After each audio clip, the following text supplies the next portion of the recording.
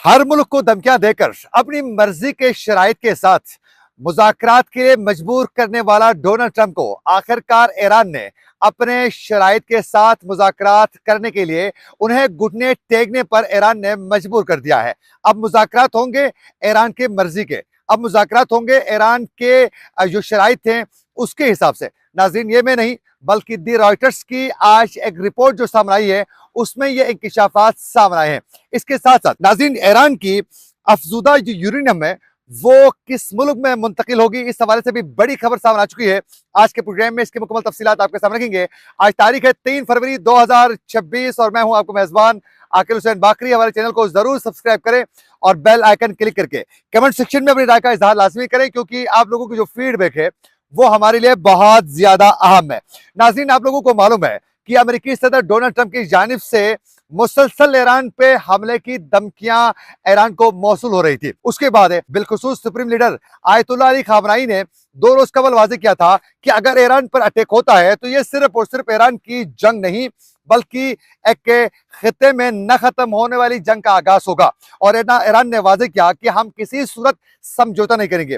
फिर उसके बाद दिफाई तस्दीरकारों की जानिब से यह वाजे तरीके से अमेरिका को भी वाजे किया गया कि इस वक्त ईरान के पास जो हाइपरसोनिक मिसाइल हैं, इस वक्त ईरान के पास से जो क्रूज मिसाइल हैं, बैलिस्टिक जो मिसाइल हैं और स्नाइपर जो मिसाइल हैं, उसके हवाले से कहा गया कि ईरान के पास ये तमाम मिसाइलों का एक जखीरा मौजूद है जो इब्राहिम लिंकन को निशाना बना सकते हैं। सिर्फ ये नहीं बल्कि मशरिक वस्ता में जहां जहां अमेरिका के जो एयर बेसिस हैं उसको भी ईरान जो है वो हिट कर सकता है, एक बहुत बड़ा नुकसान पहुंचा सकता है।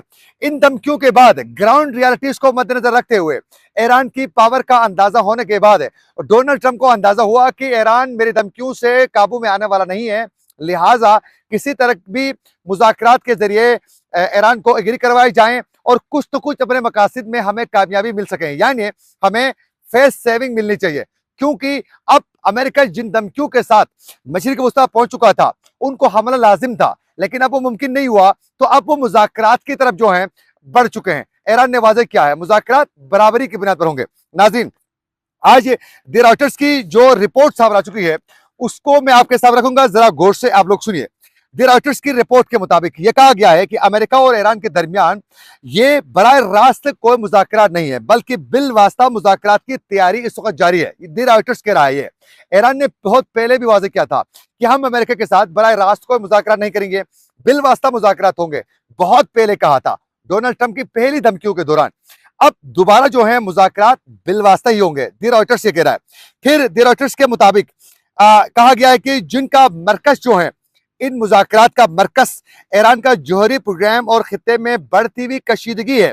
रिपोर्ट में यह भी कहा गया है कि ईरान की आला क़यादत ने उसूली तौर पर मुज़ाकरात की इजाजत दे दी है। उसूली तौर पर मतलब यह है कि ईरान ने कहा है कि जो शराइत आपके हैं, आपके मर्जी के हैं, दोस्त धमकी के हैं, वो मुज़ाकरात नहीं होंगे। अब इसके साथ साथ ये भी वाज़ेह किया गया है कि बातचीत के जरिए जो है ये आगे बढ़ेंगे और ये वाज़ेह किया गया है कि बातचीत धमकियों या फौजी दबाव या यक तरफा शराइत के तहत मुज़ाकरात नहीं होंगे। दी रॉयटर्स की ये रिपोर्ट में कहा गया है।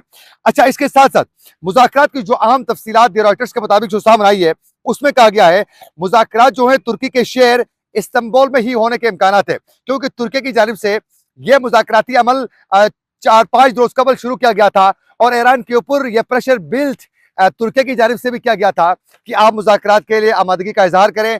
डोनाल्ड ट्रंप जो कह रहा है वो आप बात माने, वरना एक तबाही मच सकती है ईरान के अंदर। लेकिन ईरान ने कहा कि देखिए, हम अपने मौक़िफ़ के साथ किसी सूरत समझौता नहीं करेंगे और मुज़ाकरात करना है तो बराबरी की बुनियाद पर मुज़ाकरात करने हैं, तो धमकियों से निकलकर, फौजी दबाव, एक तरफा शराइत से बाहर निकलकर मुज़ाकरात बराबरी की बुनियाद पर होंगे। अब उसके बाद ये मुज़ाकराती अमल जो है तुर्की में शुरू होने वाला है।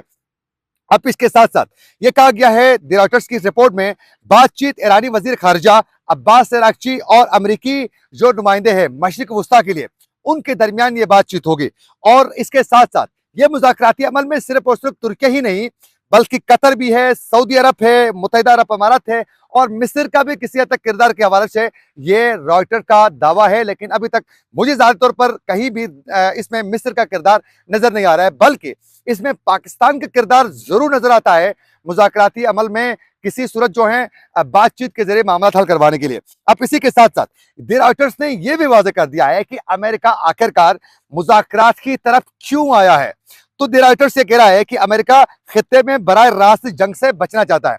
डोनाल्ड ट्रंप बहुत पहले कह रहे थे कि मैं मुज़ाकरात से नहीं बल्कि एक बहुत बड़ा अटैक करना चाह रहा हूं। अब इसकी वजह यह बनी है कि उसको अंदाजा हो चुका है कि ईरान के पास पावर बहुत ज्यादा है, बहुत बड़ा नुकसान हो सकता है और न खत्म होने वाली जंग का आगाज हो सकता है, फिर सुपर पावर को लेने के देने पड़ सकते हैं। तो ईरान ने के साथ इस जंग से बचने के लिए द रॉयटर्स कह रहा है बराह रास्त जंग से बचने के लिए किया है। और फिर इसके साथ साथ मशरिक वस्ता में कशीदगी, तेल की कीमतों और आलमी मईशत जो मुतासिर हो रही है उससे बचने के लिए किया गया है।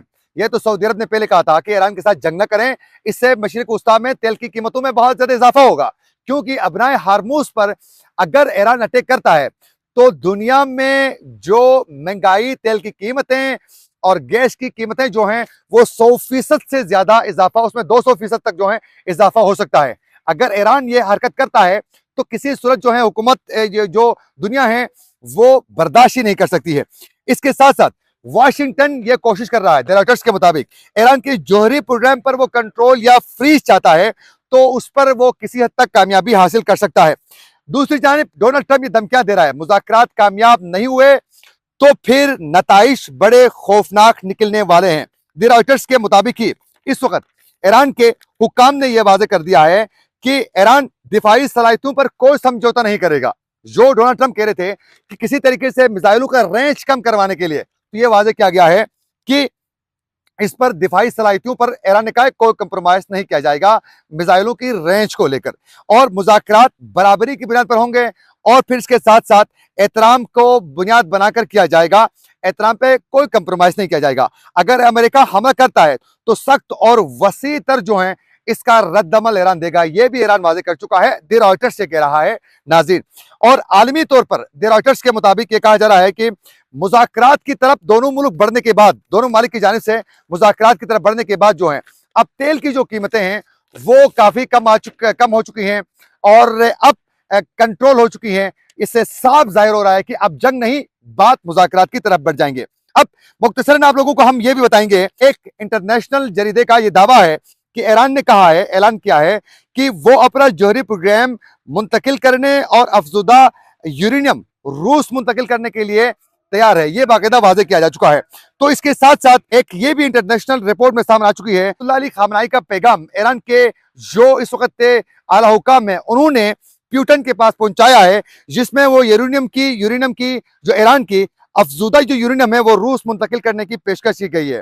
जैसा कि 2015 के मुआहिदे में ये सब कुछ किया जा चुका है, तो उसी के तहत ये सब कुछ करने के बारे से बात हो रही है। तो यूं बात मुज़ाकरात की तरफ बढ़ चुकी है और बहुत जल्द ईरान और अमेरिका के दरमियान मुज़ाकरात होंगे और ईरान की मर्जी के मुज़ाकरात के साथ होंगे। ये थी कुछ अपडेट्स जो हम आप तक पहुंचाना चाह रहे थे। इसी के साथ अपने मेजबान आकिल हुसैन बाकरी को दीजिए इजाजत। अल्लाह निगहबान।